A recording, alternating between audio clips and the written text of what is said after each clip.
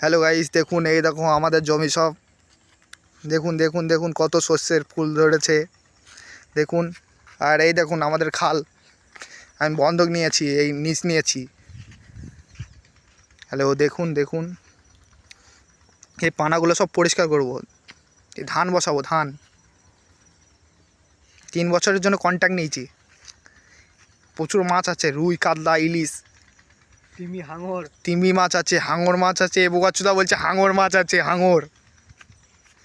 তো দাদুর হোল আছে, আবার বলছে ওর দাদুর হোল আছে। ওর দাদুর বলেছি বুকাচু হোল হোল হোল মাছ পাওয়া যায় নাকি এখানে?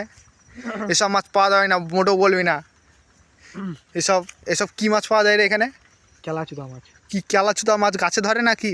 না এই পুকুরে আমাদের খালে হয়, তাই না? 3 বছর ধরে নিয়েছি তো, ওই জন্যই।